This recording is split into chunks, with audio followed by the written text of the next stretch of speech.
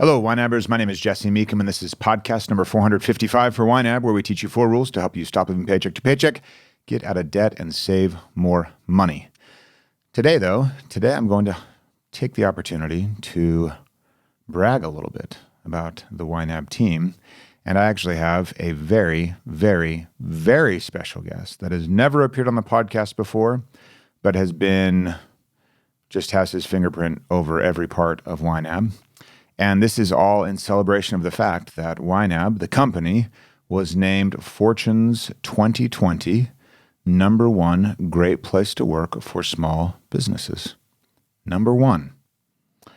And after we got over the shock of that, I just kept thinking about it. I don't think it is, and there's any kind of secret sauce, but I was proud, surprised, shocked by it. Proud of the team, especially our operations team, who has the task of making sure that the experience here working at YNAB, not customer experience like you might experience, but which is also, we hope, phenomenal, but our team experience. What is it like? What is the experience like to work at YNAB? And our operations team just nails it, apparently. So, number 1, great place to work for small businesses, named by Fortune. And I'm floored. Yeah, I just can't believe it. So, as a special guest today, where we won't be talking a ton about budgeting, I have with me Taylor Brown. He is the CTO of YNAB, almost a co-founder, because he wrote the original. If you are an OG YNABer, then you will know that Taylor wrote the original YNAB Pro, the version that replaced the spreadsheet. So we just kind of take a walk down memory lane. We reminisce, and we talk a little bit about what it might, what it's like to have been named that great place to work.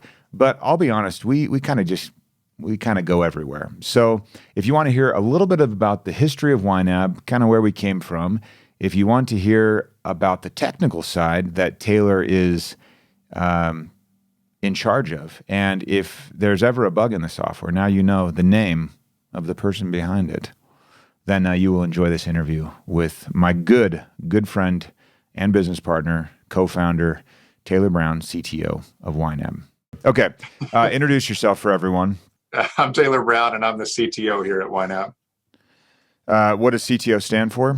That is Chief Technology Officer. I think some people call it Chief Technological Officer, but Chief Technology Officer. I like Chief Technology Officer. It's already long. I know, seriously. I don't need more syllables in there. Yeah, let's not add more syllables. So you're into technology. What is one of your current technological endeavors that don't involve work? Current technological endeavors. Oh man, we've got a few irons in the fire. Yeah. We're in the process of making a number of security-related changes behind the scenes. I want non-work. Non-work. Oh, I missed that part, actually. Yeah. I just built a new PC for the first time, so a non-Apple computer for the first time in 15 years or something like that. What made you want to do it? Ostensibly it was for games that I play with some friends once or twice a week. But that quickly unraveled as a reason. But that really has nothing to do with it. My old computer played that game fine. We play one game and it's not even that taxing. But then, it's kind of one of those hobby things where as you get into it, it got fun to really learn about the current state of things. And then when I realized that you have a lot more control over the aesthetics of computers than you used to back in my day, Yeah. And so then I kind of got into that, and it was fun to budget for and spend lavishly on things that other people would consider silly. I got a lot of pleasure out of that.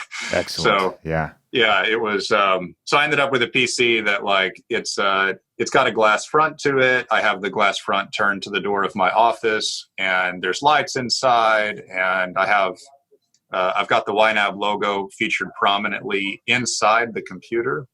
Maybe I can send you a photo or something. Oh It's yeah, kind we of should hard to pop it up. visualize. But that's what I see when I walk in now to my office. Is this what I consider to be a very pretty, cool looking computer with the YNAB logo featured front and center, and it was just a lot of fun to put it together and a lot more creative. Like last time I put a PC together a long time ago, it was just kind of like, okay, buy the parts, put them together, and now it works. And this is a lot Yeah. more artistic, I guess, as those things go. So that was fun. So a couple of days ago, I pulled open Harrison's laptop that he uses for school and only school. Yep. And he had like 5 tabs open on newegg.com. Oh. Because Sunday he was chatting with my brother-in-law and they started talking about building computers, and my brother-in-law just explained like everything to him and how easy it is and how fun it is. And Harrison's like, I'm doing this. So we should talk. I've got a couple of leftover parts. I might be able to save that kid some money at Newegg. Probably. Yeah. He's suddenly like, well, he wants it for the games. And I think he thought it was kind of cool. Like, whoa, you're allowed to do this. You can just like, it's very put them all empowering. It's extremely empowering. That's pretty cool. Yeah. Okay. It's a lot. It's Legos at the end of the day. You're really just sticking these parts together, but before you do it, it's a total black box. After you do it, you feel, like a genius, right? It's really empowering. Absolutely. I'm excited he's doing that.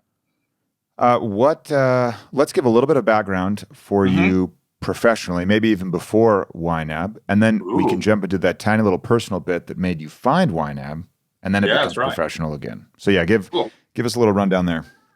Sure. So let's see. I graduated in the hot job market of 2001, which for your listeners who don't recall, that was right during or right after the .com crash. The whole time I was in school, there were a lot of kids dropping out to go join some startup or something like that. And so it took a lot of willpower to stay in school, studying computer science. And then as soon as I graduated, the job market went really soft. And so, but I lucked out. I got a cool job offer from Microsoft and moved up to Redmond for a few months. I asked them, I wasn't sure about moving away all the way to Redmond. I never lived in Washington before. And I asked them to make it an internship instead of a full-time job offer, and they were a little confused by that. And in hindsight, you're going to downgrade yourself. Yeah. But I think I was like, well, let's do a time-limited thing so I can dip my toe in the water. And they were a great company to work for, actually. I really enjoyed it. I still wasn't totally sold on living that far away from what I considered home, which was Texas. And so at the end of the internship, I started looking around and discovered that Microsoft owned a video game studio in Austin, and Austin's where I wanted to live. And so I flew down and applied for that job and got it, which was my total dream job, working on video games. And so I worked for a video game studio called Digital Anvil. And my claim to fame in the video game world was working on a game called Freelancer, which one or two of the people listening to this will probably recognize that name. It was not a massive game, but it was a space-based flight simulator, and you flew around space and shot at other spaceships and traded goods between planets and all sorts of fun stuff like that. And I got to work on the what we called random population, making it look like space was alive with other traders and stuff like that in space. Everywhere you flew, there were always spaceships flying around talking to each other and stuff. And I got to work on a lot of that. It was really fun. And after that, I worked on a sequel to it for a while. But the video game industry is very volatile. And so that sequel got killed a little while after we started working on it, which is very typical. I worked on another internal project for a while and then went to work for another video game studio in Austin, NCSoft. Worked there for a while, still on video games, but more on the tooling and that kind of stuff, and really enjoyed that part of it too.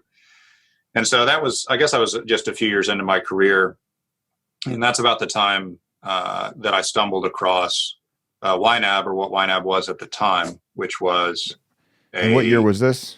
This would have been 2006, I guess. Yeah, early 06. Early 06. Yeah, I think it's February 06, if I'm remembering right.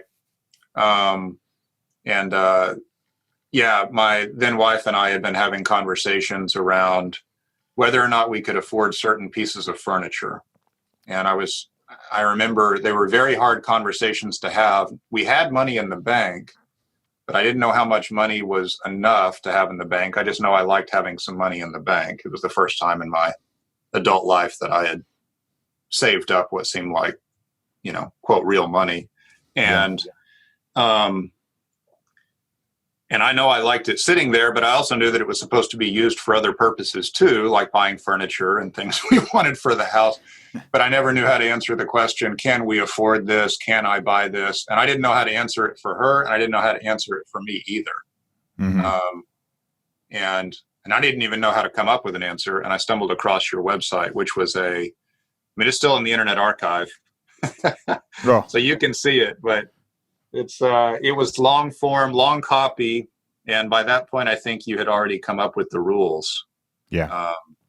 And so, I remember I was reading about your budgeting methodology and philosophy, and I don't remember which rule number it was, because we'd since changed the number, but I loved that if you overspent in one month, you would pay yourself back in the next month. That just made so much sense to me. And I remember your example was buying impromptu plane tickets.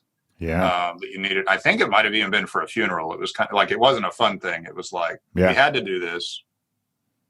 The reality of life was such that we had to do this. Now, what are we going to do? And all the other budgeting methodologies that I tried or seen were just kind of like slap on the wrist. You guessed wrong. Try again next month, And so that was super appealing to me. And I wrote you an email and I said, hey, and it was a spreadsheet. Yeah, it was a spreadsheet in early 06, definitely still spreadsheet, very much spreadsheet. And I said, your spreadsheet looks great. I hadn't bought it yet. I just had seen the screenshots. I said, your spreadsheet looks great. Wouldn't it be cool if it did some other things? And I think I threw out, the idea of connecting with your bank, because I had been kind of looking at that stuff. And you wrote back and you said, well, yeah, that would be cool, but wouldn't it be really cool if it was software and not just a spreadsheet? And I was like, oh, that's a good idea. And I said, well, I'm a programmer. I could help you with all that.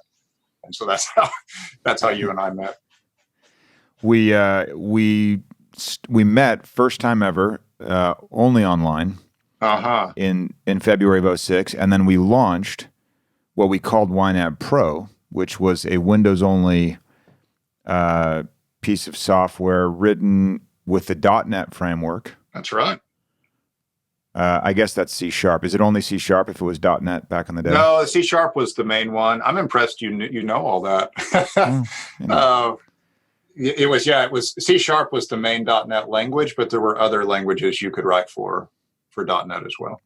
So you wrote that completely yourself. That's right. Yeah. And then you would email me screenshots to look at, and I think at some point you started exe files or something. Yeah, you'd started emailing me the build as well. Yeah. And we were using anything out of the box we could get as far as design goes. That's right. And so one guy, Taylor, is able to take.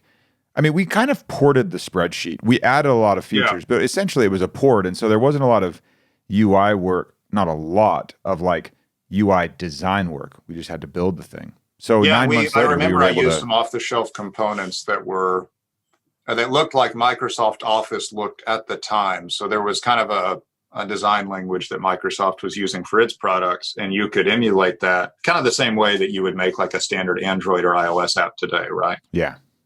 And so I think. Do I remember right that you had to convince me to buy? Yeah, a library, and I was like, what? It was like $1,500 or something. Yeah, it wasn't cheap. It was expensive. And so and you were still working your job. This wasn't like Taylor the full-time this was all freelancer. Evenings and weekends was spent developing YNAB. It was so fun though. So we got that shipped 9 months later, November of 2006. That's right. I'll do a quick rundown because this podcast isn't even supposed to be about, the backstory.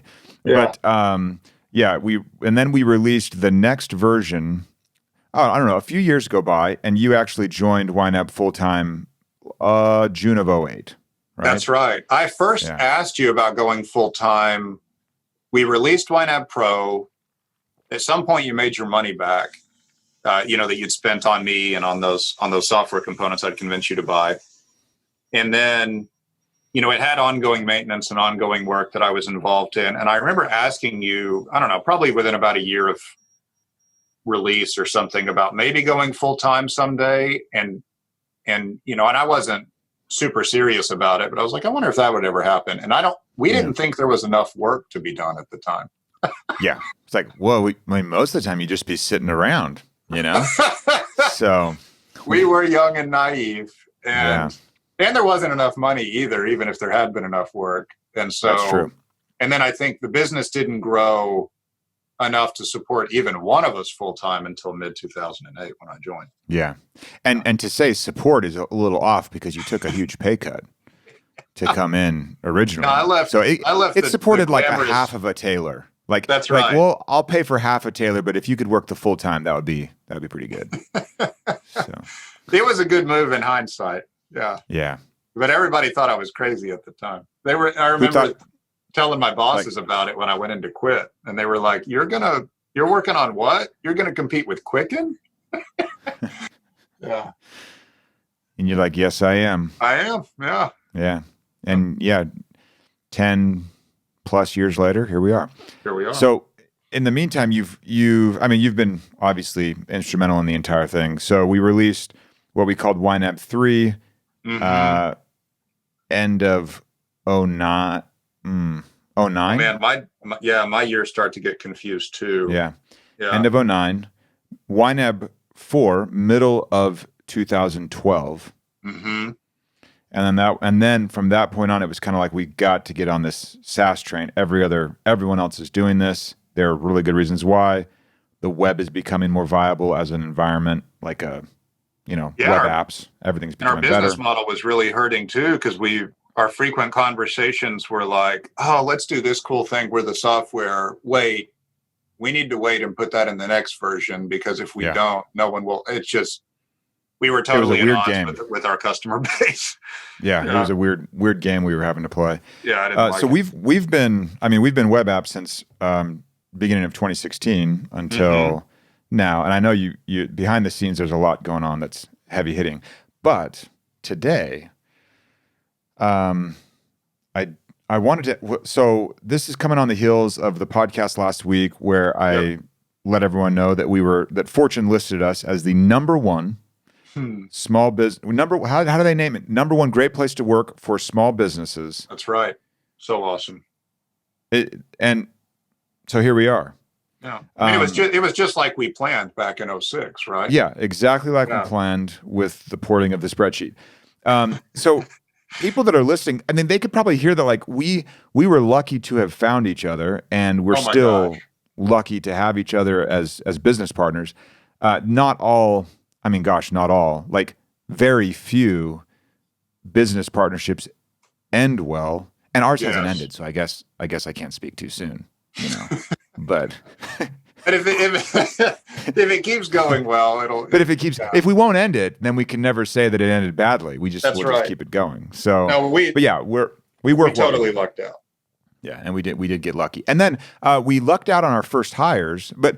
Well, let's back it up. A great place to work, really, you cannot have a great place to work. Aside from like the massive survey that people take to, and then like the company that crunches all the numbers and everything, we came back with basically a perfect score. Yeah. And this is like our team, at the time of the survey, it was about just under 100 Just under 100 people, yeah.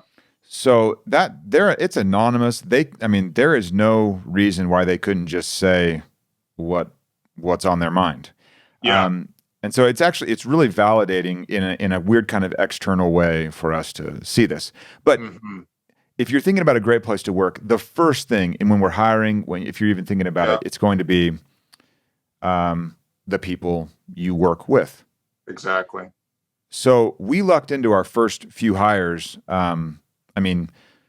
Sebastian that runs our iOS side, Graham that runs the Android side. We just got lucky. They're still here. They're still doing great work. We're still glad we should tell those them. stories so that people understand when we talk about how lucky we are. We should talk about how they came to work here.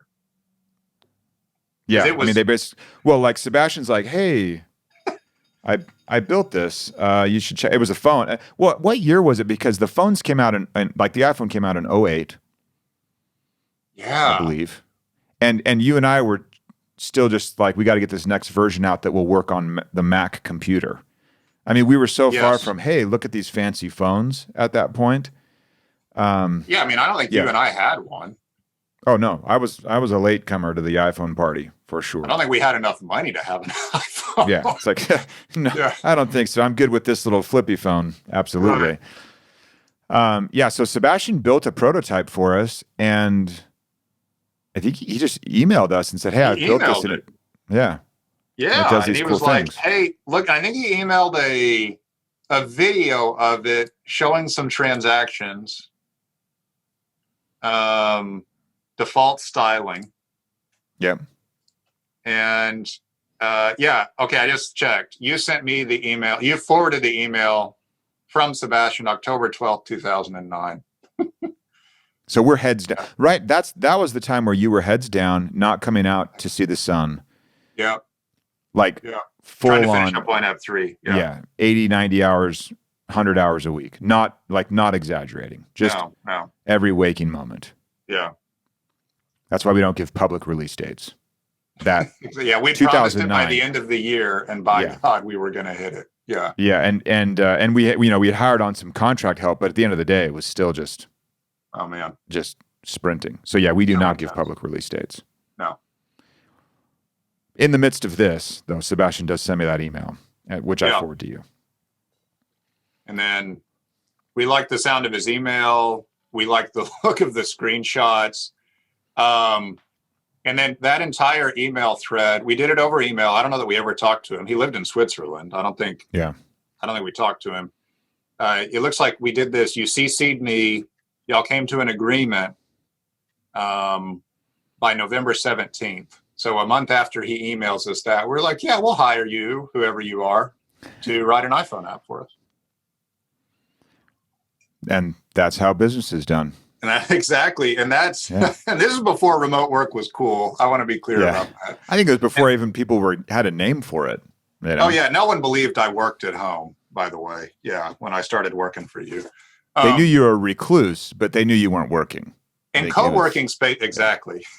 And co-working spaces were not a thing. I read about co-working spaces that were about to come to Austin, and I was like, that's a great idea. There's going to be other people like me that are, quote, working from home, and I could go there. Yeah, it was old days. But so Sebastian writes us that in 2009, and Graham sent us a very similar email not too long after. And again, it was one of those like, oh, this guy sounds nice. And look, he wrote an Android app. And so we hired him very similarly. And then and first they did good work and delivered stuff when they said they would. And, we're doing all this stuff over email, and it was all just working together. And so it was, it was a significant side gig for both of them. And that's what let us have mobile apps before we could, afford to go out and hire and even think about that stuff. They just ran with it. Yeah, absolutely. Yeah. And it worked out. We got lucky. There was a hire that I had before you that I was not lucky with. That was bad, and I wasted a lot of money. So I don't want to give everyone the impression that it's always rainbows, cats, and flowers. That's a good point. My first official act as a full-time employee was telling you that work was not satisfactory, would tarnish whatever brand name we had at the time, and that we would have to scrap all of it. Yeah. And to your credit, that was a lot of money you'd invested. Yeah. To your credit, you agreed with me, and we started over for YNAB 3. It's a lot of money. When you're a kid, $20 is a lot of money. Yeah. Where now, like if I found $20, I'd be like, cool. Like that's amazing. I misplaced that and now I've found it. Yeah. But the amount of money that I wasted on that mishire is still, to this day, I'm still like, man, I'd really like to have that money. You It know? was a lot Like of money. it was a lot. It was, and to Julie's credit, she never held it against me. She, I can't, obviously she's got her whole other side of this, where it's like holding down the fort. And I Right. go and I'm like, hey, we're going to, that I spent all this money, tens and tens and tens of thousands of dollars. Yep. And we're going to just scrap it. And, Yeah. I mean, you had to have that first you had to have the conversation with her. It was like, hey, I know we're starting this family. I know we're, I think, saving for a house. And we were in the new house. We were in our new house by that point. Yeah. But it was hard to hear each other because it echoed so badly. Because there was no furniture. So again, just like your story, it comes back to furniture, which is weird. Furniture, man. It's all furniture. Right. Yeah. So to her credit, first she agrees to spend that shocking amount of money, like basically all your profits from YNAB Pro, or a significant percentage of it. And then to her credit, she was on board with not throwing more good money after bad, which, kudos. She's impervious to the sunk cost fallacy. It's impressive. Yeah. Yeah. Yeah. She's good at getting to the heart of things, which has always been valuable. Yeah. So we lucked into the good hires, and then there was a time, I think, where you and we went to that Business of Software conference. And to be fair, I have not been to one of those conferences in several years. I'll bet it's gotten bigger. Yeah. I'll bet it's even a bigger deal than it used to be. But that was kind of like the premier, at least in my mind, the premier kind of software conference. Back then, were they called like ISVs? Wasn't that a thing? Oh, like you were kind of like a small software shop or vendor, right? Yeah, we certainly weren't calling ourselves a startup. No, never. I don't know why we never adopted that view I guess of because ourselves. we never took funding, and we didn't really run in those circles. But it never even occurred to us that we kind of were, in a way, right? Yeah. Like, are you a startup? You're like, oh no, we started up back in 2004. It's 2009, so we're done. We've been around forever. Yeah, yeah. So we go to this Business of Software conference, and I remember sitting there, and the talk, I don't remember who it was, but the talk was all about your company culture. Yeah. And my first impression was, this is I blah, roll. blah, blah. Yeah. Show me how to sell more software. Show me the next tactic or trick. Yeah. But I don't know if you had that same first impression, but quickly, I don't know why, but quickly it kind of morphed on me. Yeah. And I thought, oh, wait, this, like, if we end up with a company that has a lousy culture, it will be our fault, and it will be lame to work here. Yes. And I don't know, it just hit me. Maybe we were profitable enough to have the luxury of thinking about that. I don't know. I think for me, some of it was kind of fear-based. I remember at first, they're talking about it, and I'm like, oh, okay, yeah. And then it was kind of like, I think they wanted you to take stock of what you had, and then they talked about, the ways it can go wrong. And that's when it kind of hit us that like, that whatever culture we had that was really built on, we really liked who we worked with. Yeah. Right. I mean, that was a lot of it. And we started thinking, well, what is it about those people that we like so much? Why is it so easy to work with Sebastian? Why is it so easy to work with Graham? And it was not because we had gone out and sought particular qualities. So it was more of a discovery of what we had. And I was afraid of losing it. I remember, we weren't going to the office every day, but there was something I really liked about going to work, and working with you and everyone else. And I think by that point we'd hired Ian too. And that was Ian was our first full-time dev. He was out of Australia. And we had hired him. There was an interview process, and he was awesome to work with. I mean, so it was like, I realized I'd totally taken for granted how much And it wasn't because we were just sitting around talking about common interests. It was like, no, really working with these people is a joy. And all of a sudden I realized, like, we didn't try. We just stumbled into this. What if we lose it? That's going to be awful. Yeah. Yeah, I mean, I had similar feelings. So at some point along the way, I had mentioned, I interviewed Ramit a little bit ago, and we were talking about, we both kind of found the book Traction around the same time, I think. And we both just took the whole pill. You remember how I did that? I was like, we're just going to do this. We're just going to do it how it says to do it.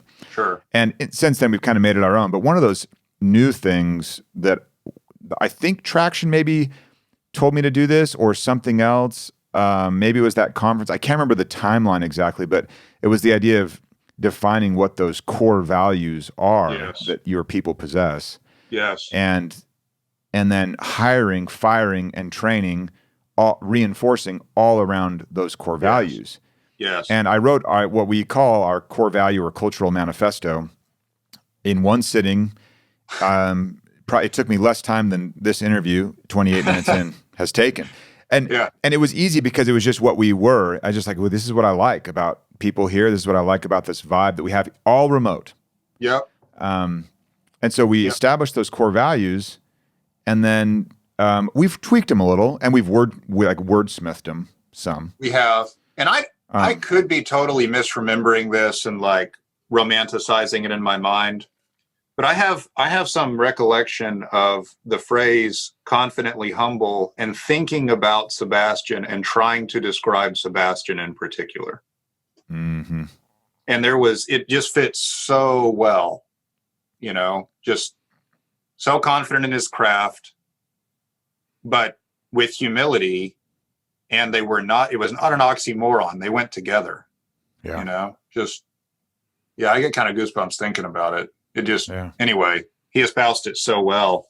And I don't remember, I don't think we stole it. Maybe we stole that phrase from somebody. I'm not sure. It just seemed to fit so well what we were kind of looking for. If we did steal it, I don't know where it came from. Yeah. Yeah. Good ideas. Right, exactly. So maybe we saw it somewhere, but we lead with that. I mean, our job description is lead with confidently humble still. Do you, if there's someone that owns a business that's listening to this and they're thinking, we have our core values, and then you say, what is your core value? And they say integrity. What's the first, like, why do you say like that? Like, what's your first reaction if I tell you, well, one of our company core values is integrity? A lot of core values seem trite to me. Why? And I'm not like pushing back. I understand. Probing, right? No.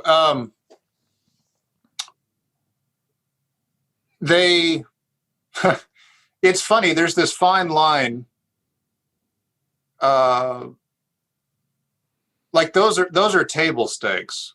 Of course we would let somebody go if they were not honest. Yeah. Like, it's not a core value that like our people don't steal from the company. Yeah. Like, of course they don't, right? Or that they're not overtly mean, or, I mean, I'm exaggerating, but if you end up with a list of core values that should apply to any decent human being, then they've lost most meaning, because most people that have made it through whatever interview process you have will be able to skate through that process and demonstrate that they've never hit a fellow employee, stolen from a company, or lied to your face. You know what I mean? It's just, it's just table stakes. And so now, I say all of that. Some of our core values, don't really sound revolutionary. Like, one of our core values is that you're an effective communicator. And sounds almost boring. That's kind of boring. So, I don't want to make it sound like they have to be revolutionary. Any one of them have to be particularly revolutionary, but taken as a whole, if all of your people espouse all of those things, Oh, am I supposed to silence my phone before we do No. a podcast? It No. makes it more real. Yeah. Okay. Well, it's real. Okay. Oh, Julie man. already called me a minute ago, and then I silenced it. Did you hear it when the phone went off? Yeah. you're like a rookie podcaster. I have all kinds of tricks to keep this rolling. It's funny. Well, it was Huli, so I've texted her back to find out if it's urgent. Did you text so her we might back have like, to pause and edit this part I'm out. a big deal? Yeah. Like, I'm being a big deal right now, at least, or something along those lines. Like, I'm doing big deal definitely. kind of stuff. Yeah. Yeah. That'll go over no, well. She won't be like, come on. Yeah. Yeah. She's used to me recording extremely important podcasts every day. Yeah. Well, yeah, every day. To get us back, I don't know where you were at before the phone disrupted us, but when I'm teaching the core values to like business owners, we actually play Boggle. Ah. So I have them all write down their core values, and then if someone else says yours, you have to cross it off. And it's actually, I mean, it's more, we're demonstrating something, but it's really interesting to see people be like, oh, everybody has quality, Right. And so so then you might say, well, no, Jesse, you can't not care about quality. Like we have one guy in our group, he builds equipment that's for like work at heights, or like tree arborists. So you're like, quality. Yeah, that's cool. Like we're down with that. So what could you do to that? What could you do about quality that would maybe dress it up a little and help carve you out from the pack, when you're competing? So yes, I see. Maybe you're quality obsessed. That's already better than just saying quality. Totally. Anyway. Totally. So yeah, Boggle's kind of a fun way of at least taking it one level deeper and saying, are these really ours? Are they really unique? Are they pretty impactful? Anyway. No, that's interesting. I like that quite a bit. Yeah. So we discovered these core values. We kind of delineate them. We carve them into Google Doc. And then, and we're open every year. We question them again, and make sure that are they still it, and we've tweaked them a little bit. But and in fact, I think I used the phrase "confidently humble." It might be humbly confident now. Yeah, so could be. Yeah, which one do we lead with? We could switch it every year just so they get equal footing. Exactly. Would you say that we are more or less focused on core values now than when we first discovered them? Oh, so much more. Yeah. So much more. And it's incredible what revolves around those. If you really kind of like start to say, like, why do we do everything we do? You can start to kind of attach core values to different activities, and it sounds really robotic almost.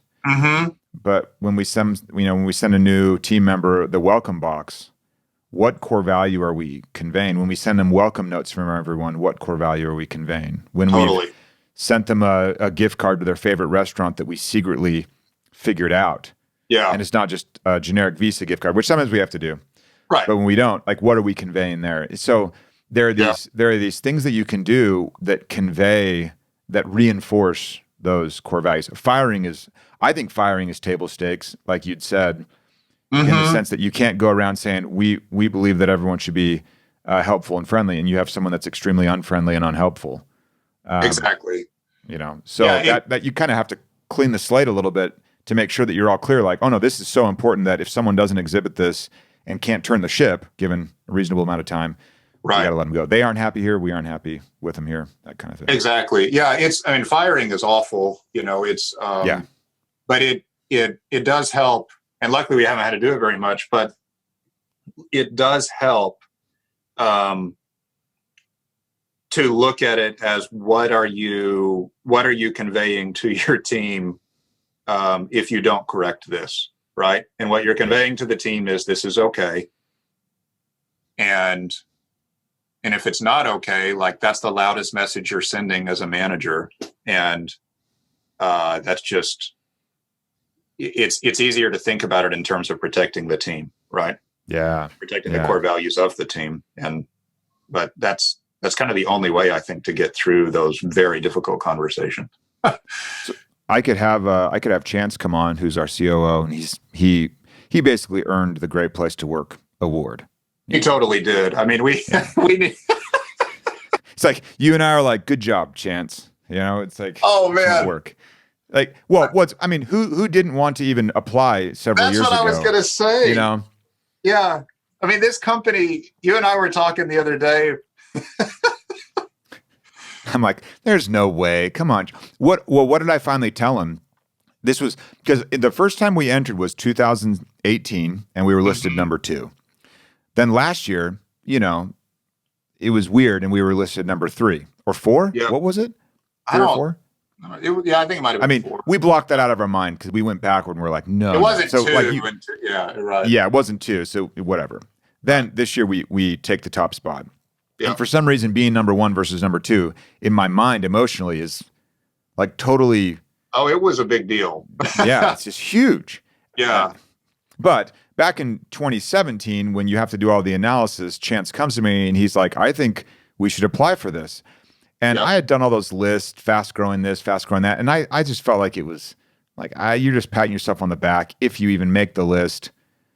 Just so he asked me, And I want to elaborate so that people know what you're talking about. Whenever people see, because I didn't know how this worked till we tried it, right? When you see these fast growing company awards, I mean, I'm not poo-pooing the award. There is something to be proud of for having a fast growing company, right? Having a company that's growing at all is something to be proud of. The awards, you apply for them, and and then you get ranked, and you give them different you give them data and things like that. And so when you're talking about having entered those, yeah, we had entered some of these kind of quote contests and been ranked, and and then we have some things on the wall that are like you made this list of Utah or national, and like it feels kind of good to get the recognition, but it also takes some effort on the part of you or other people at the company to go through it, and the payoff. Our customers really don't care. no, About that I don't stuff. think we ever sold more software because of it. No, and we're not going out there bragging about it or anything like that. And then at the end of the day, so for us, it was kind of like, well, do we feel any different about ourselves having made this list? And the answer was, well, not really. Like, I'm proud of having the company that is growing. Certainly, the list didn't really move the needle for us, right? Yeah, And and I do feel like the list does tend to give you to the. I mean, you end up getting a lot more sales calls than you did prior to the list, like B2B sales calls. So that was a small negative that also helped me kind of say, this isn't worth it. You're getting pitched more, Right. and it's not selling more software. And if you're a B2B not helping company, a customer budget more. Totally, there are reasons to be on those lists.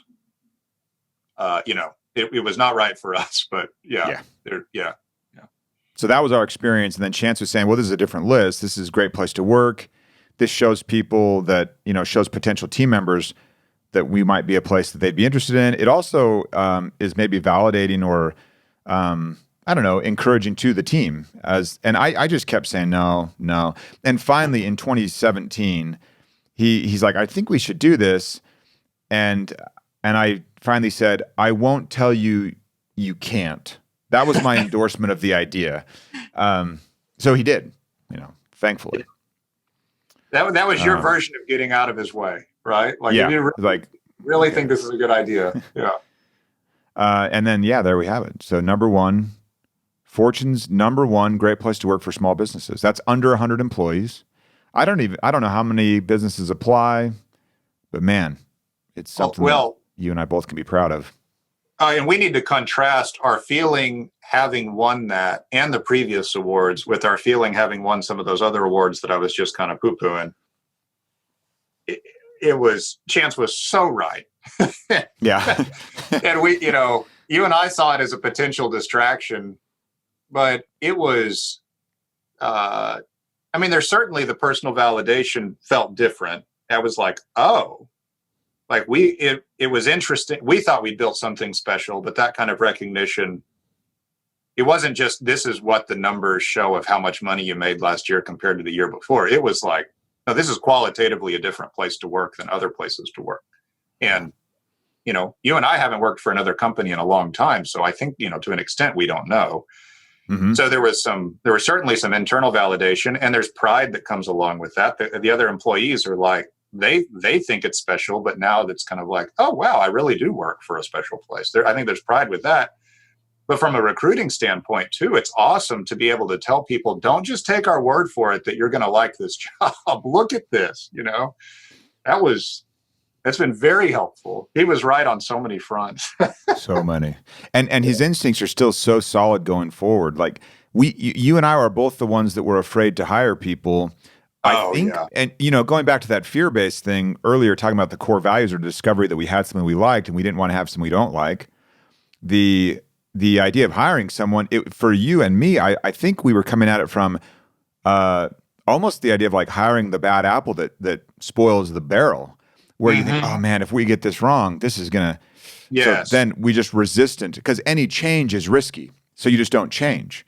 Exactly. We had so many conversations when we were growing initially and hiring, and we would always say the same thing, and it would be like, well, I don't want to mess up what we have. And eventually, after dozens and dozens of hires and loving everybody, that we worked with, and then going to a retreat and meeting all these people and being like, this is awesome. I love these people. We realized, oh no, we are adding to what we have. Point to the person you don't want to be here, right?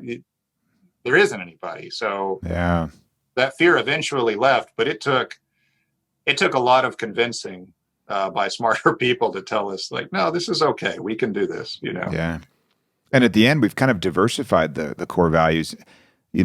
They're embodied by 130 people instead of 10. And so our risk actually with any new hire is quite a bit lower than it was. Maybe we can give ourselves a little bit of a nod, like, well, the 11th hire being wrong is far worse than the 135th hire being wrong. That's true. That's true. But I think what you say is more to the point. If you're just so glad to have the people you have, and I can't imagine it being any other way. And then to think that the core values have gotten stronger, it's become a greater place to work as we've added more people, where supposedly larger organizations always, just becomes, I don't know, impersonal or whatever. Totally. I don't believe that has to be the case. And I do think that I thought it did several years ago. Definitely. So. And I think, and again, going back to Chance and other people here that are not you and me, the hiring process that everyone else, has their heads wrapped around so well at this point.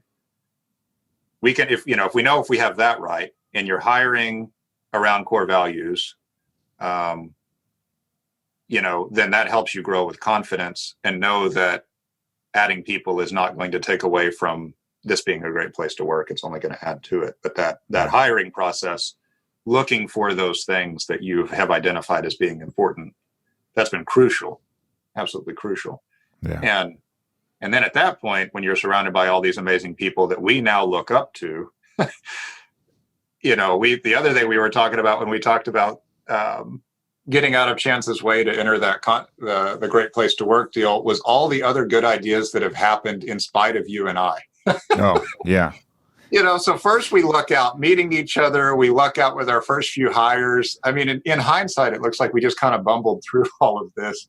But the one thing we really did right was hiring people that were smart enough to make their point and convince us. And we eventually said things like, I'm not going to put my foot down, or, okay, you can go do that if you want to. Mm-hmm. And then they were amazing ideas. So many good things that have happened here were like that. Yeah. So, do you want to, the virtual retreat we did back in September, like you and I like we were along for the ride. Yeah. I had my doubts. I'm like, virtual retreat, come on, like it's not going to work. It's not going to be the same as like going to a ranch in Montana. Right. And it wasn't the same, but it was awesome. It was awesome. So it was so good. And that was another instance where I would have been the naysayer. I would have been the one that's like, I don't think that's going to do anything. And man, I was wrong. It's fun to be proven wrong by people on your team.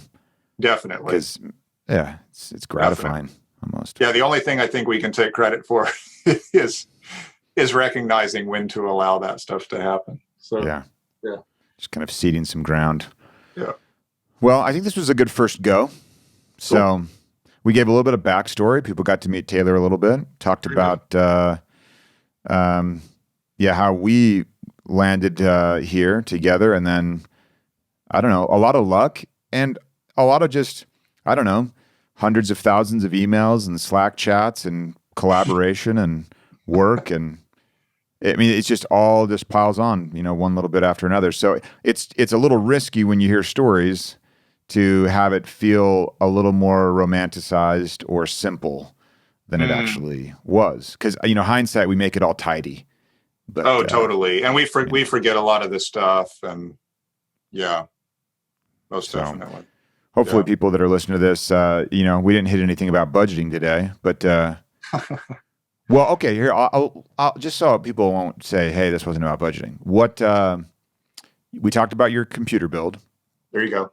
What's something else that the budget is going to do for you? What's the budget done for you lately? Well, you know what? It's actually furniture. Boom. There we go. Furniture. We're back.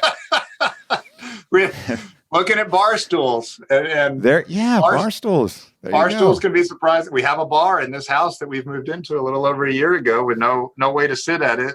And like every other piece of furniture, bar stools are surpongly expensive. Like, how much? What is involved in this? Does it hover? What is this thing? Yeah. I feel that way about all furniture. That's the only thing that gets me through it is a category called furniture. Yeah. So here we are. We started with furniture. We'll end with furniture, and there you go. That's that. All right. Yeah. Thanks, Taylor. You bet. It was fun.